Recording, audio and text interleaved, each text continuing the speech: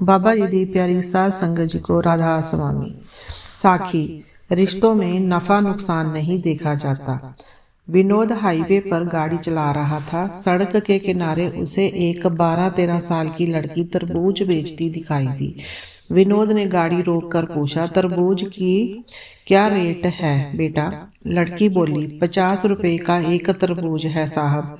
पीछे की सीट पर बैठी विनोद की पत्नी बोली, इतना महंगा तरबूज नहीं लेना जी, चलो जहाँ से। विनोद बोला, महंगा कहाँ है, इसके पास जितने तरबूज हैं कोई भी 5 किलो से कम नहीं होगा।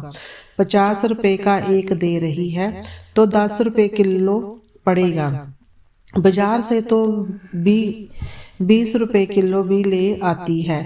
विनोद की पत्नी ने कहा, तुम रुको, मुझे मोल भाव करने दो। फिर वह लड़की बोली, 30 रुपए का एक देना है तो दो, वरना रहने दो। लड़की बोली, 40 रुपए का एक तरबूज तो मैं खरीद कर लाती हूँ आंटी, आप 45 रुपए का एक ले लो, इससे सस्ता मैं नहीं दे पाऊंगी। विनोद की पत्नी, झूठ मत बोलो बेटा, यही रेट लगाओ।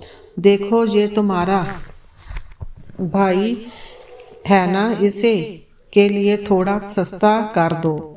उसके खिड़की से झांक रहे अपने 4 वर्षीय बेटे की तरफ इशारा करते हुए कहा। सुंदर से बच्चे को देखकर लड़की एक तरबूज हाथों में उठाते हुए गाड़ी के करीब आ गई। फिर लड़के के गालों पर हाथ फेर कर बोली, सचमुच मेरा भाई तो बहुत सुंदर है आंटी। विनोद की पत्नी बच्चे से बोली, दीदी को नमस्ते बोलो बेटा। बच्चा प्यार से बोला, नमस्ते दीदी। लड़की ने गाड़ी की खिड़की खोलकर बच्चे को बाहर निकाल लिया। फिर बोली, तुम्हारा नाम क्या है भैया? लड़का बोला, मेरा नाम गोलू है दीदी।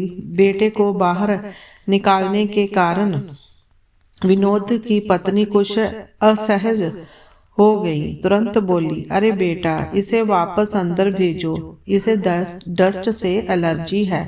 लड़की उसकी आवाज पर ध्यान ना देते हुए लड़के से बोली, तुम तो सचमुच गोल मटोल है अरे भाई, तरबूज खाएगा? लड़के ने हाँ में गर्दन हिलाई तो लड़की ने तरबूज उसके हाथ में थमा दिया। 5 किलो का तरबूज गोलू नहीं संभाल पाया। तरबूज फिसल कर उसके हाथ से नीचे गिर गया और फूट कर 3-4 टुकड़ों में बट गया। तरबूज के गिर कर फट जाने से लड़का रोने लगा। लड़की उसे पुचकराते हुए बोली, अरे भाई रो मत, मैं दूसरा लाती हूँ। फिर वह दौड़कर गई और एक और बड़ा सा तरबूज उठा लाई। जब तक वह तरबूज उठाकर भाई लाई तो इतनी देर में विनोद की पत्नी ने बच्चे को अंदर गाड़ी में खींचकर खिड़की बंद कर ली।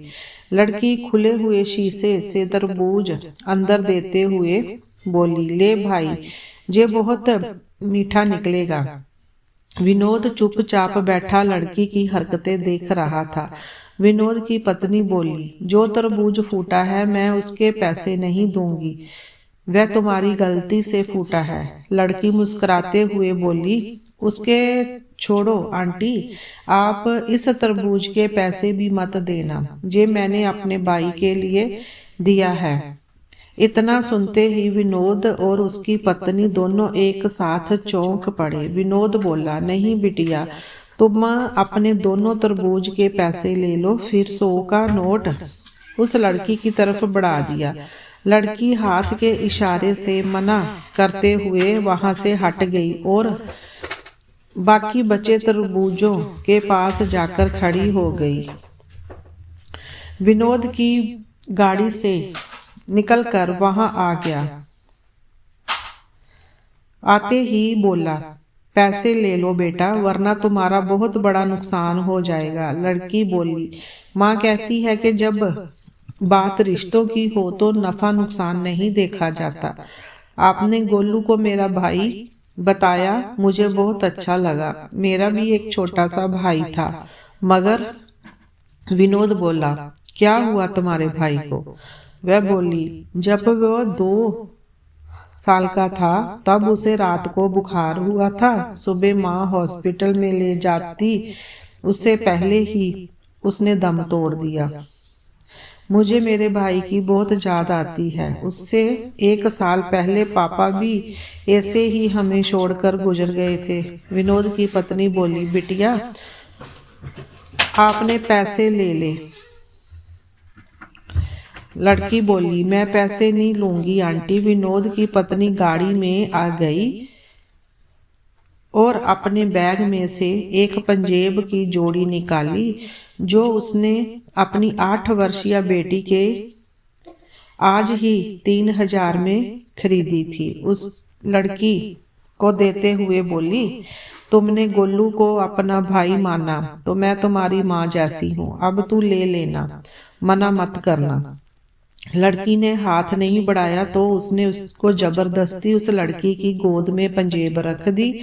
जब वह पहनेगी तुझे हम सबकी याद आएगी। इतना कहकर वह वापस गाड़ी में जाकर बैठ गई। फिर विनोद गाड़ी स्टार्ट की और लड़की को बाएं बोलते हुए वे चले पड़े। विनोद गाड़ी चलाते हुए सोच रहा था कि भावुकता भी क्या चीज है। कुछ देर पहले उसकी पत्नी 10 रुपए बचाने के लिए हथकंडे अपना रही थी कि कुछ देर में इतनी बदल गई जो 3000 की पंजेब दे दी। फिर अचानक विनोद को लड़की की एक बात याद आई, रिश्तों में नफा नुकसान नहीं देखा जाता। विनोद का प्रॉपर्टी के विवाद को लेकर अपने ही बड़े भाई से कोर्ट में मुकदमा चल रहा था। उसने तुरंत अपने बड़े भाई को फोन मिलाया। फोन उठाते ही बोला, भैया मैं विनोद बोल रहा हूँ। भाई बोला, फोन क्यों किया? विनोद बोला, भैया आप वो मेन मार्केट वाली दुकान ले लो, मेरे लिए मंडी वाली छोड़ दो, और वो बड़ा वाला फ्लैट भी आप ले लो, मैं छोटे वाला ले लूंगा। मैं कल ही मुकदमा वापस ले रहा हूँ। सामने से काफी देर तक आवाज नहीं आई। फिर उसने के बड़े भाई ने कहा, इससे से तो तुम्हें बहुत नुकसान हो जाएगा छोटे। विनोद बोला, भैया आज मुझे समझ में आ गया है कि रिश्तों में नफा नुकसान नहीं देखा जाता, एक दूसरे की खुशी देखी जाती है। उधर से फिर खामोशी छा गई। फिर विनोद के बड़े भाई की रोने की आवाज सुनाई दी। विनोद बोला, रो रहे हो क्या भैया? बड़ा भाई बोला, इतने प्यार से पहले बात करता तो सब कुछ मैं तुझे दे देता रे। अब घर आ जा, दोनों प्रेम से बैठकर बंटवारा करेंगे। इतनी बड़ी कड़वाहट कुछ मीठे बोल बोलते ही ना जाने कहाँ चली गई थी। कल जो एक इंच जमीन के लिए लड़ रहे थे, वे आज भाई को सब कुछ देने के लिए तैयार हो गए थे।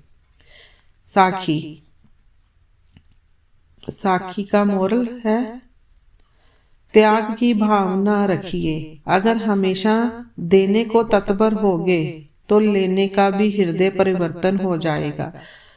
याद रखें, रिश्तों में नफा नुकसान नहीं देखा जाता। अपनों को करीब रखने के लिए अपना हक भी छोड़ना पड़ता है। राधा स्वामी।